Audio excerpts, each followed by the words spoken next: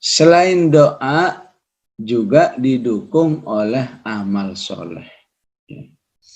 Amal soleh utamanya adalah disebut di ayat 33. Kay nusabbihaka katsira wa nadhkuraka katsira.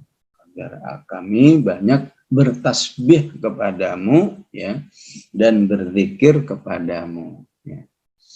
Maka doa yang senantiasa didukung oleh amal soleh yang banyak, khususnya tasbih dan berzikir, disitulah ada pertolongan Allah. Maka Allah menjawab, innaka kunta bina basira. Wahai Musa, kamu akan selalu di dalam pantauanku.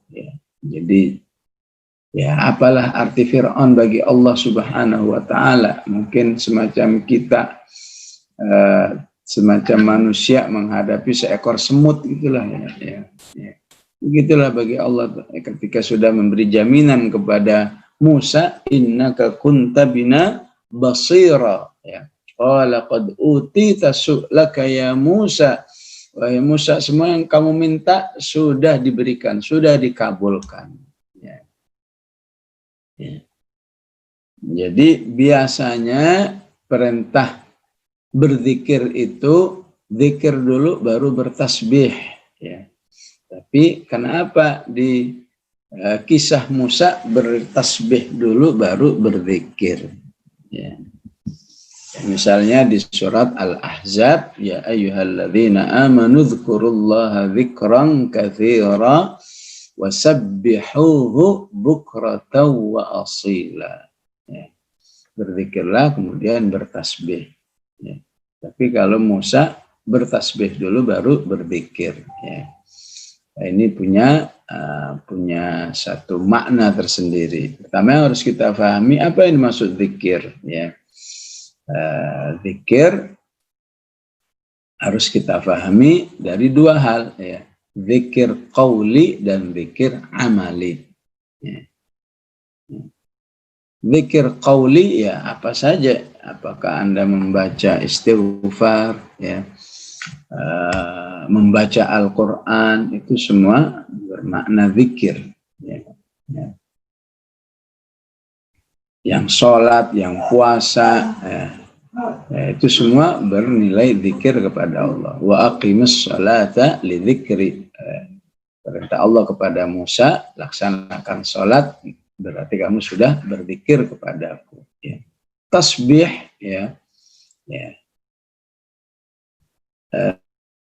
secara khusus adalah ucapan-ucapan yang bernuansa tasbih. Apakah subhanallah, apakah subhanallah bihamdih, apakah subhanallah bihamdih, subhanallahil azim, apakah subhanallah alhamdulillah wa la ilaha illallah allahu akbar, apakah subhanallah bihamdih adada khalqih wa ridha nafsih. Itu semua zikir-zikir favorit yang diungkapkan oleh Rasulullah. Apakah zikir tasbih Yunus, la ilaha illa anta subhanak inni kuntu minadh dhalimin. Ini seharusnya menjadi sesuatu yang banyak di lidah, sebagaimana diungkapkan oleh Musa alaihissalam, kay nusabbihaka katsira. Kami ingin bertasbih kepadamu dengan jumlah yang banyak. Jadi secara ucapan disebut tasbih apabila mengandung ungkapan-ungkapan mensucikan Allah. Seperti yang sudah dijelaskan oleh Rasulullah Sallallahu Alaihi Wasallam. Dalam bentuk amal, siapa saja yang banyak melakukan sholat, itu berarti disebut banyak bertasbih. Maka kata Ibnu Abbas dalam tafsir, hampir semua ayat yang berbunyi bertasbihlah, maka maknanya secara umum adalah laksanakan sholat.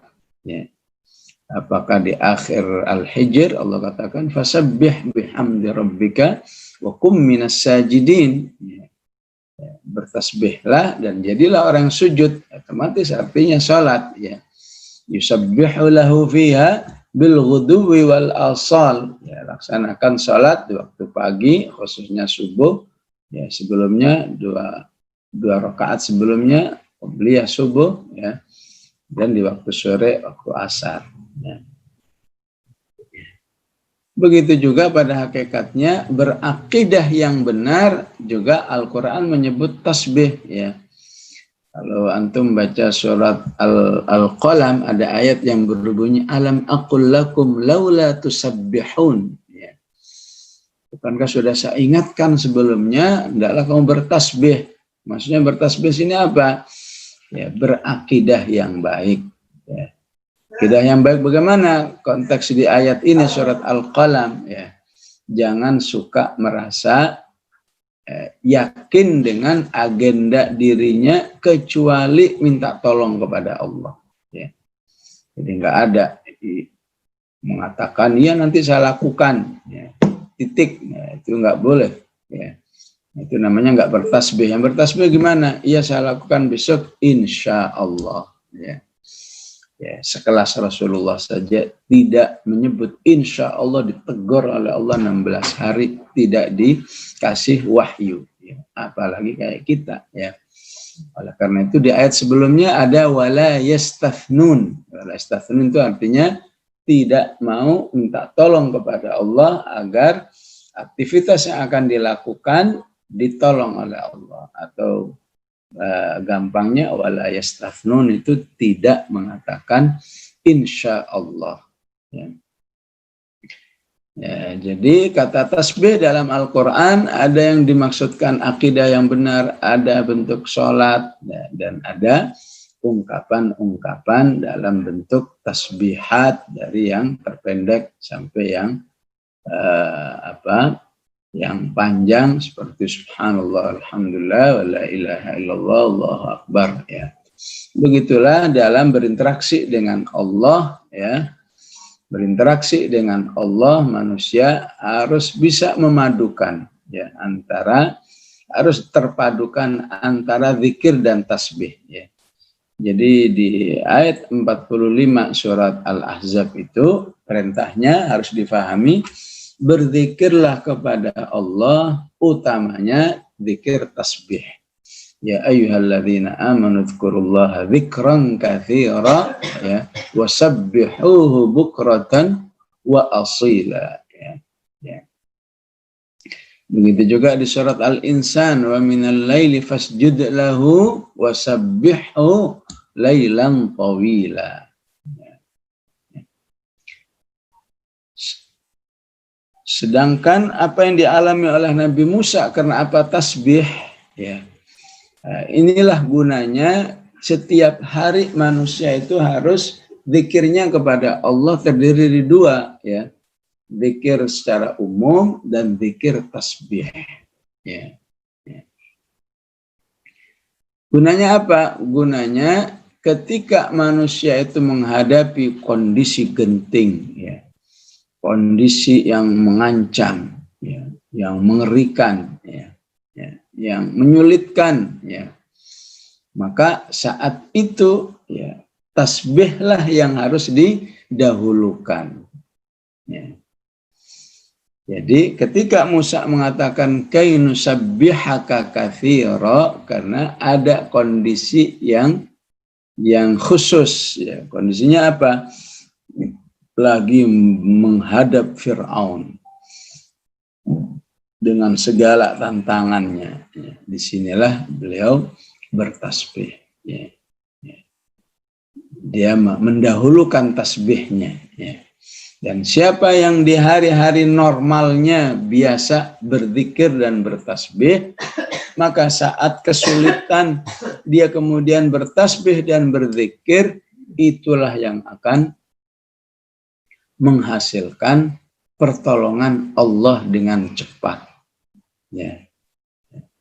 Dan ini contoh ini banyak diungkapkan oleh Al-Quran, ya. Misalnya dalam kasus Nabi Yunus alaihissalam, ya.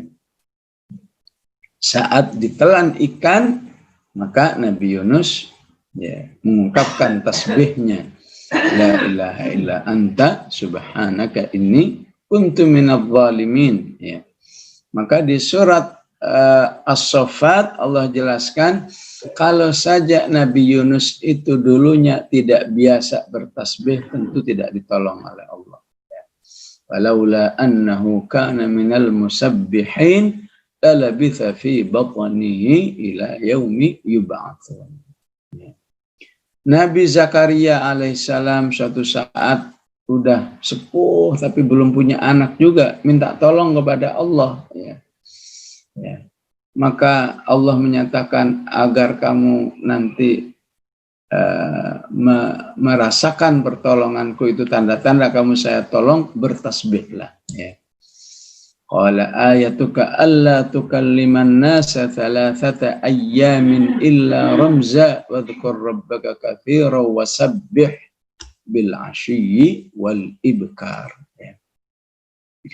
Nah, ini evaluasi bagi kita melalui tuntunan Al-Quran ini, sejauh mana zikir-zikir tasbih kita sudah terlaksana, ya.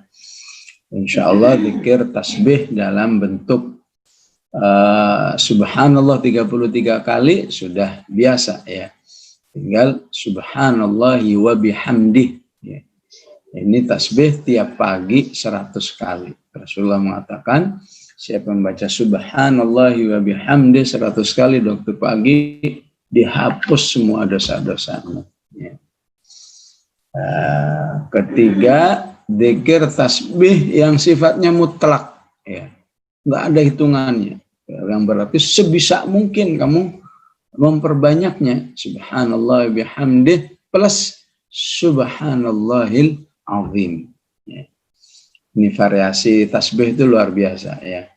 Subhanallah bihamdih, subhanallahil azim.